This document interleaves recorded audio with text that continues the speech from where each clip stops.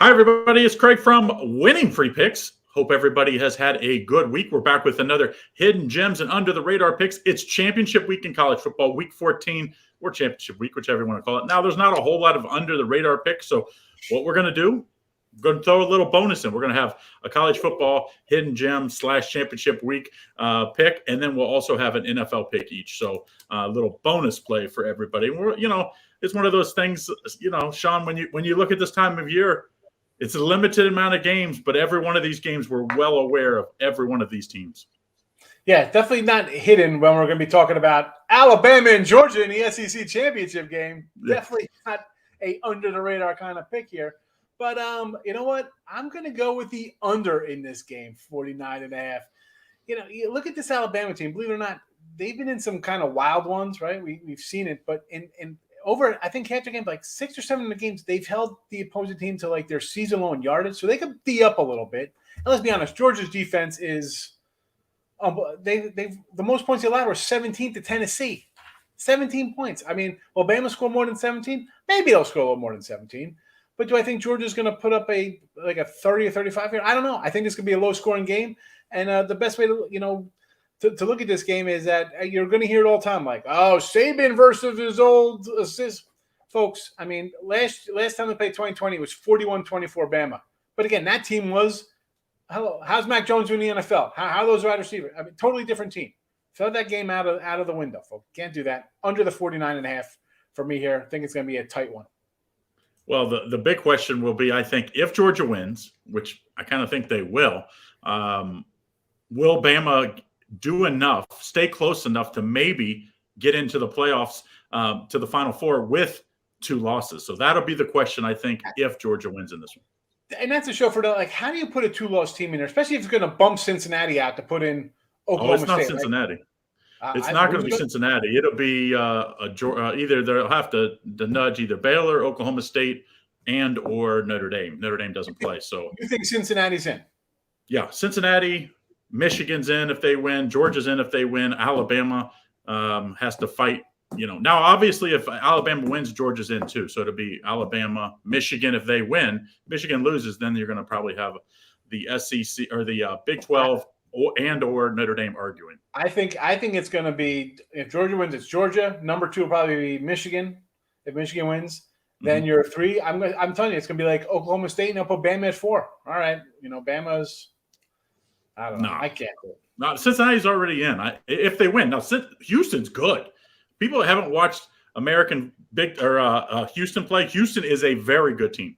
0 respect, though. They just finally put them into the thing. They lost their first game and ran off 10 in a row. 0 respect. But, yeah, we got 9 teams from the SEC in there. Get out of here with this nonsense. Imagine if Houston, they were up at half that opening week against Texas Tech. If they win that game, they would both be probably in the top 10 in the playoffs hunt. This might be for who gets in between Houston and Cincinnati. So very good Houston team, though. So I'm excited. I'm going to stay away from that game because, of course, everybody knows I'm a Bearcat fan. But the game I'm going to be talking about, Kent State and versus Northern Illinois here, of course, played in Detroit at Ford Field. This is always a good matchup. These MAC matchups, championship games, we've seen some huge favorites go down in these games. Of course, this is not a huge favorite. Kent State favored by 3.5, total 74.5.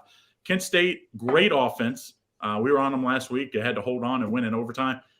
Not so good on the defense. Northern Illinois, very good on offense. They're better on defense. And to me, this comes down to who can make a key stop. I don't believe in that Kent State defense, even though I've made a lot of money betting with Kent State this year. I'm taking Northern Illinois plus the points. I could see where this comes down to a late field goal one way or the other. So give me the hook at the 3.5. I'm taking Northern Illinois plus 3.5.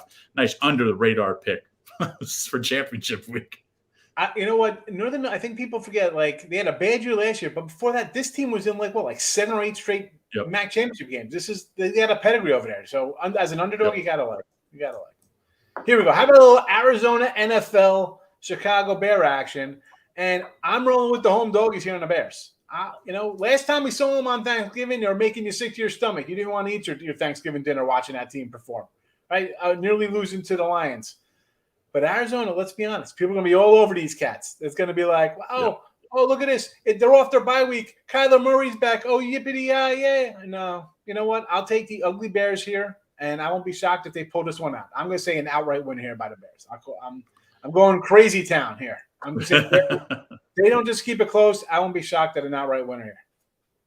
The best is this at the Illinois Big Ten Championship or the Big Ten ACC Challenge. Did you hear him chanting against Notre Dame? Fire Because Nagy. Fire Nagy. People thought they were saying hire Nagy at Notre Dame, but they were saying fire Nagy. So it was because that was the night that Brian Kelly got announced that he was, of course, snuck out and went to LSU. So funny how Chicago, they want to run their coaches out of town midseason, but they don't fire guys midseason. They got it right last week. Even though it was ugly, against a bye, I always see teams off a bye, unless you're the Ravens always off a bye. I always like them, but every other team, it always scares me because sometimes you think you get healthy, you get sharper in the break. Sometimes that week off isn't good for you. It takes a little while on the road. I like that getting all those points there. Especially in the weather. It's December. Chicago in December. Yeah. I mean, this is Arizona. Arizona, a dome team, who knows, could be cold, snowing. Jags at the Rams. This Rams team has been so bad lately. They trade for Von Miller. They went out and get Odell Beckham Jr. It's like you keep this reminds me of the Redskins of old, where hey, let's just add the big splashy receivers and free agents and see if that works. It rarely works in the NFL that you add guys midseason or malcontents unless you're the New England Patriots. He's the only guy that can plug and play. It's been a distraction for me for that team. I think that's what has really hurt them. Obviously, losing Robert Woods, probably with Cooper Kupp, was probably the best 1-2 receiver in football. That really has hurt them. OBJ has not stepped in and done much. I'm going to take the Jags getting all the points here. I also think, of course, a lot of rumors, that Notre Dame jobs open, So I think there's a little distractions in the Jaguar camp, but I think hopefully they circle the wagons here. And I think hopefully the Jaguars come to play because I don't think this Rams team is going to be beating anybody badly lately. So I take a Jags plus 13 in this one. Yeah, it's weird. This game opened at 12 and it went to 13. I'm thinking to myself, how are they watching the same game? Like somehow the Rams were favored over Green Bay. I mean, what? Right. I mean, I thought someone was injured. I was I had to go check who's not playing for Green Bay. I had Green Bay. I bet them early. I was laying 1.5 Green Bay, and I flipped some points. I'm like, what am I missing here? I mean, have you not seen Matt Stafford play the Packers for like 5 straight years and just get hammered? Like, what? Yeah. What did I miss? The Rams going again, a warm team going up into the wilderness. I mean, I don't get it. And like you said here with Meyer, you don't think this guy would be loved to go to Notre Dame? I mean.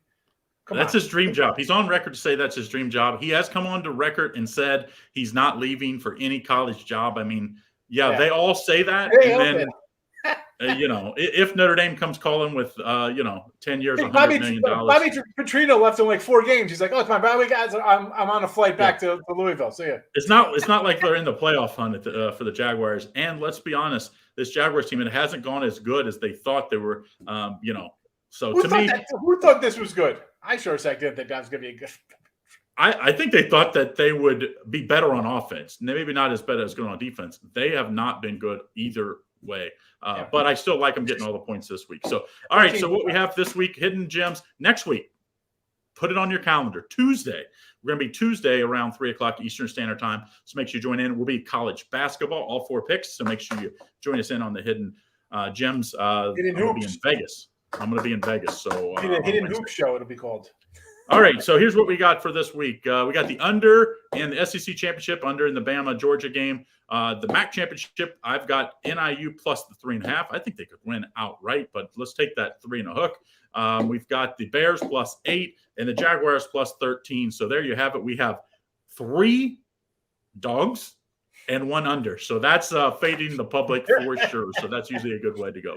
All right, guys, hit that thumbs up and put in the comments who you like for this week for the college football or the NFL. Also, if you haven't done so, make sure you hit the subscribe button so you don't miss out all the stuff we turn on that bell so you don't miss out on all the stuff we do daily.